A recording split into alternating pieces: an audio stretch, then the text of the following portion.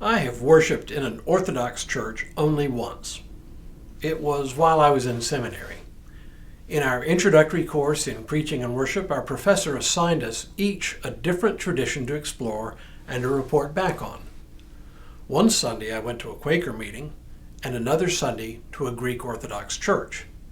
You cannot imagine a bigger contrast in styles between those two. What I remember about worshiping in the Greek Orthodox Church was the sense that I was taking part in something much bigger and much older than myself. It was a humbling experience.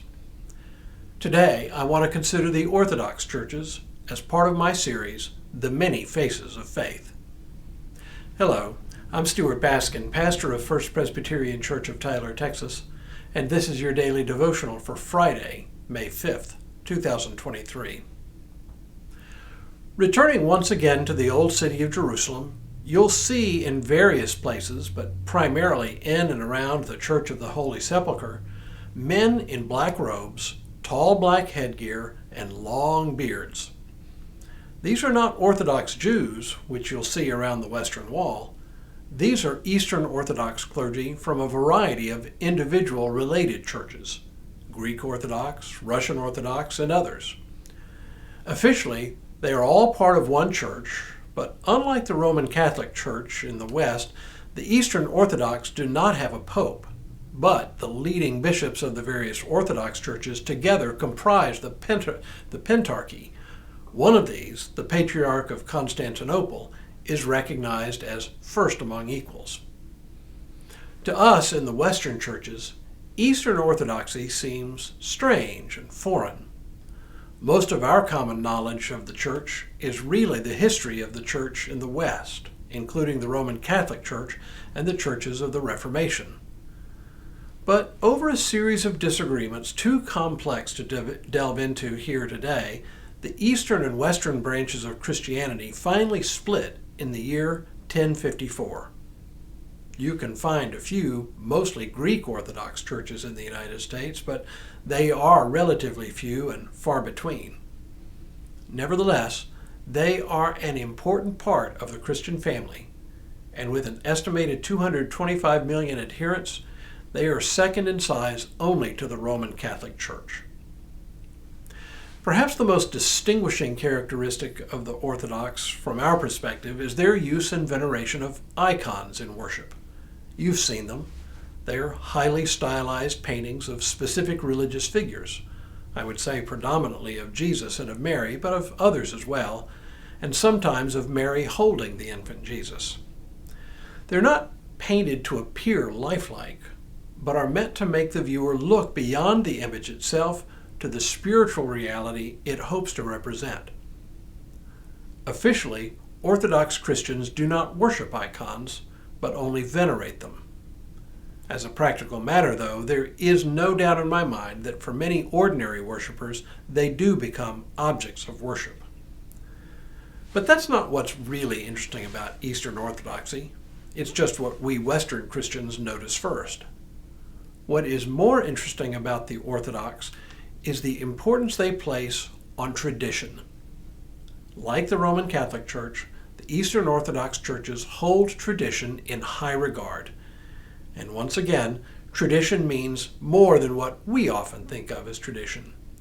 In our world, tradition has to do with practices we continue to do because they make us feel a certain way. Families have traditions around certain holidays. Colleges and universities have traditions that generations of alumni practice together and bind them together. But these are not what we mean by tradition when we talk about Roman Catholicism and Eastern Orthodoxy. Tradition has more to do with doctrine, beliefs that have been agreed upon once and which have become authoritative in the Church's life. Think creeds, confessions, and catechisms. We too have them, but they don't occupy the same level of authority as they do in the Orthodox churches. For us, the theological tradition, while important, is of secondary importance. Scripture is our primary source of authority governing our beliefs. As a result, though, errors have a way of creeping into Protestant churches because there is no all-encompassing, universally accepted tradition that guides and constrains belief. Look, I'm not suggesting that we should ditch our stance on the primacy of Scripture, but I am saying that one of the strengths of the Orthodox is their insistence that the Church does not simply reinvent itself for each new generation, or allow each new generation to create the Church in its own image. Obviously, we Reformed Christians differ from Orthodoxy in many ways, and we would never abandon our commitment either to the primacy of Scripture nor to the idea we call Ecclesia Reformata Semper Reformanda, Church Reformed, always reforming. On the other hand, their insistence on the importance of tradition is a helpful reminder to us that the Church does not belong to us, but we to the Church. They remind us that a lot of the things we bicker about have been bickered about in the past and decided definitively. Can they go too far? Almost certainly. And absolutely certainly they do from our perspective. But does that render tradition unimportant or lightly abandoned? Absolutely not.